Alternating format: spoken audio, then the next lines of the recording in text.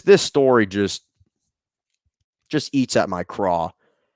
So the Philadelphia Eagles, there was an article that came out yesterday that they are considering drafting a quarterback as an insurance plan to Jalen Hurts.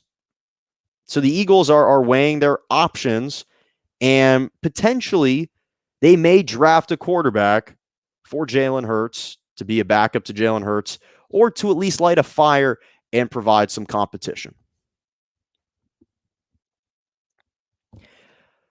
I'm not sure if the Eagles know who Albert Einstein is. Albert Einstein is a brilliant man, perhaps the most intelligent man that's ever walked on the face of the earth.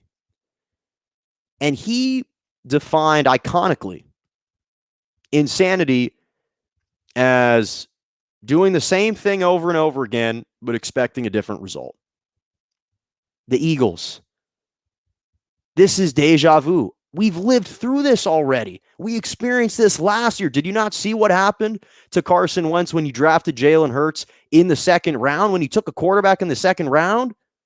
We've lived through this already. And the Eagles have acted in the dumbest, the most impulsive, erratic, and irrational manner that I've ever seen, really, from a team. Because this is just dumbfounding. This absolutely baffles me to hear this type of story, because when we look at where the Eagles were situated, they had the number 6 overall pick this year. If you were really considering drafting a quarterback as an insurance plan to Jalen Hurts, why would you trade that number 6 overall pick to the Miami Dolphins? If you truly didn't feel, or if you truly felt that Jalen Hurts was your long-term solution, or at least could hold down the ship, could hold down the fort for you until you drafted another quarterback, why would you move back in the draft to take a worse player or worse quarterback when potentially, if you were sitting at number 6, you could have drafted a Justin Fields, a Trey Lance, or potentially a Mac Jones with that pick? Now it's not guaranteed that one of those guys will even drop to number 12. So I'm just dumbfounded. I'm dumbfounded by the way that they've acted. And when we think about what accelerated the debacle in Philadelphia, what led to their demise, and what ultimately led to Carson Wentz being shipped out of there, is when they drafted Jalen Hurts in the second round. And what happened? What manifested?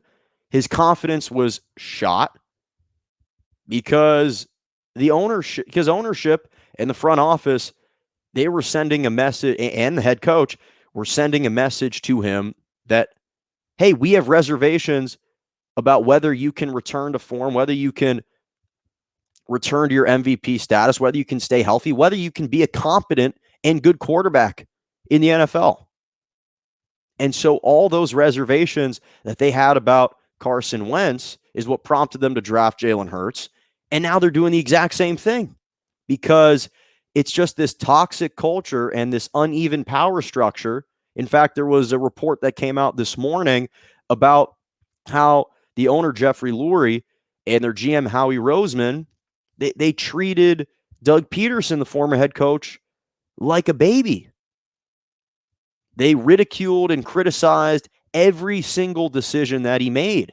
And so no wonder you can't flourish in a situation like that. And I would think that teams would learn from their previous mistakes. And again, when we think about what ultimately led to Carson Wentz being shipped out of there, it's because his confidence was shot. And so his skills and his stats, they all dwindled last year because there was a lack of trust between the front office, ownership, and the head coach and Carson Wentz. The lack of trust is what created that schism between the two. And now they're doing the exact same thing with Jalen Hurts. And it's a shame because Jalen Hurts just came out. I mean, Jalen Hurts just came out. He came out on the Adam Schefter podcast yesterday, or a couple days ago, and he talked about what the Carson Wentz trade meant for him and his confidence moving forward. And he even said, quote, "It shows the trust and what they think I can be as a player, so I want to prove them wrong." And I get it. Jalen Hurts didn't have the most eye-popping numbers last year. I understand that. And he played in 15 games, started for only passed for like 1,061 yards, 6 touchdowns, 4 interceptions, completed a poor 50 and a meager 52% of his passes. I understand that. But the guy still showed flashes of potential. I mean, that game against the Arizona Cardinals, there were moments he came in, he beat the Saints when they appeared to be unbeatable midway through the season. There were moments he showed flashes of real potential. And again, not that I think necessarily Jalen Hurts is the long-term solution, but if you even wanted to give him a chance, you can't come out and publicly say, "Oh, we're going to draft a quarterback," because now what type of message does that send to Jalen Hurts? How are you going to go back to Jalen Hurts? How are you going to approach him and reassure him that you are the guy moving forward when you gave that same exact speech, when you sent the same exact message to Carson Wentz before you shipped him out of there and demoted him midway through the season? Just makes no sense to me. And I guess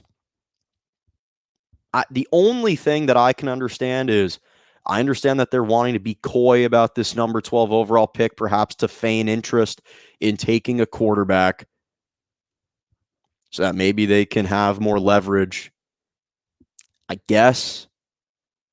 I don't know if teams are going to fall for that, but just baffles me the way that they've acted recently.